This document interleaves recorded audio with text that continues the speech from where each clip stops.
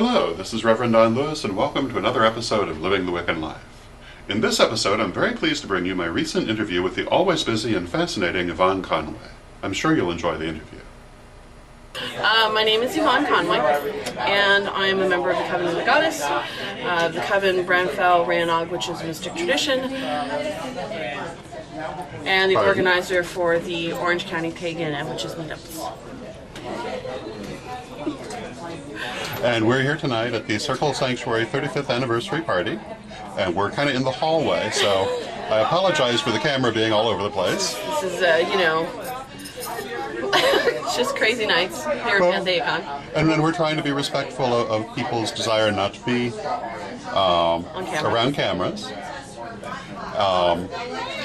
So you were saying that you have fulfilled your offices? Yes, I served for 4 years as on the Orange County Local Council of the Coven of the Goddess Board of Directors, and essentially only did 3 years with the National Board, but I did serve a previous year working with the E-lists.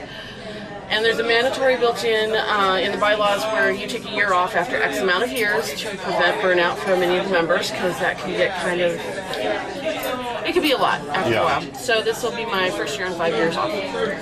How is that working for you? Not so off as I expected it to be.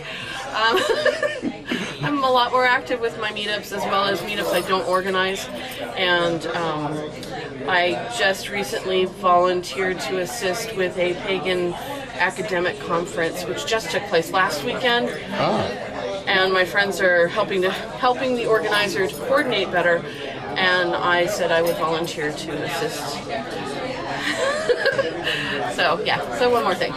Would you like to mention when the next one of that will be? I believe that it will be either the end of January or the beginning of February next year. And what is that called? It is the, I don't know if it's a Conference for Pagan Studies or Pagan Studies Conference, but it's at Claremont College in California. Very cool. So you're taking time off and being busier than ever. Pretty much. And you're still doing your meetups. Yes. And you did like 7 meetups, as I recall. I still organize 7 meetups. Assistant organized the Harry Potter meetup, and I'm active in another. I'm technically active in like maybe another 3, but I'm actually a member of another 12. So, yeah. So you're very busy. Yes. And so let me ask you. We've talked about what you're doing. I want to ask you a little bit about yourself, and how did you come to this path? I actually began practicing witchcraft when I was 12, so 1982. But, there's a lot of things different back in 82. We didn't have the internet. 12-year-olds don't drive. So I had to get my information where I could. And I went to the local mall and picked up a book on spells and witchcraft. And it was a lousy little book, but it was all that I had because the occult section in the bookstore was tiny.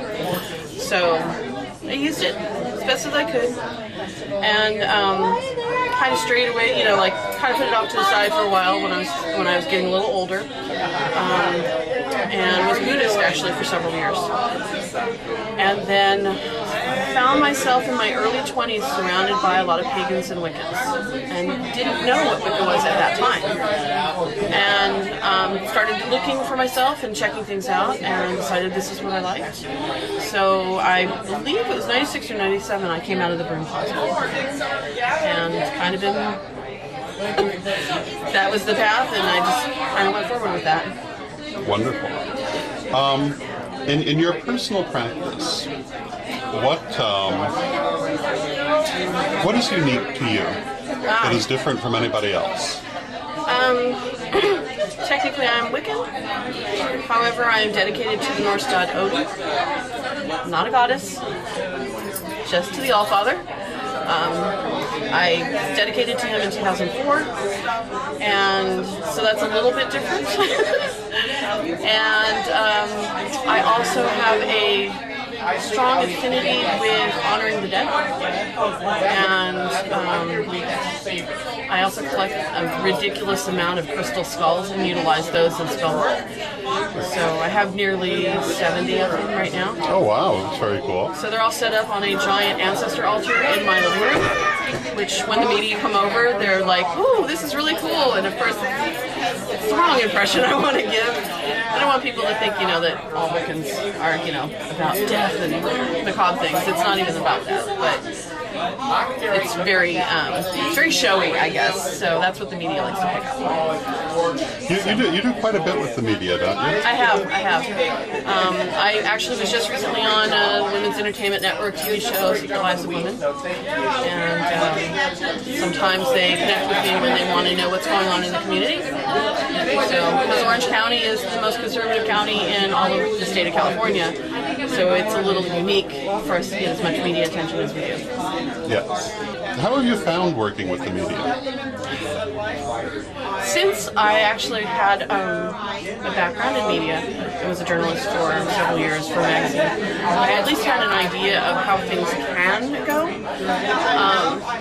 The interview that I did for the front page of the Orange County Register in 2007 was well written, was definitely a positive view of our community. And I might have had a personal issue in the beginning with the way some of the things were worded, but overall I think it was a good article.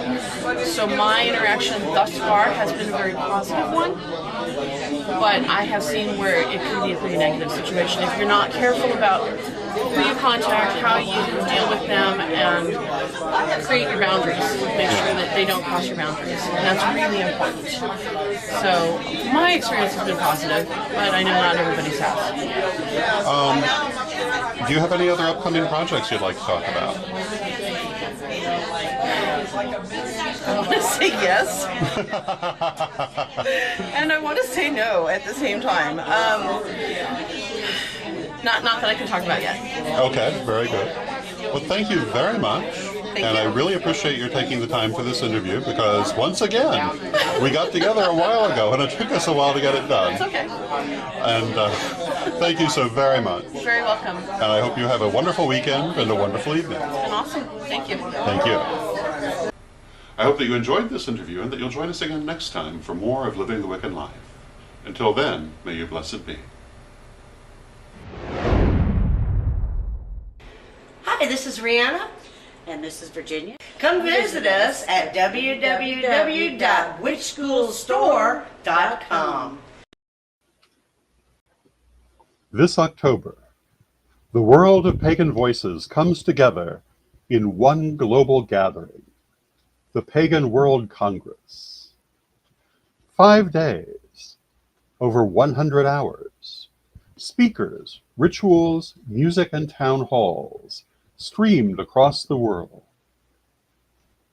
Join the conversation, shape the future, be part of history. The Pagan World Congress, October 9th through 13th, 2025. Online at paganworld.co.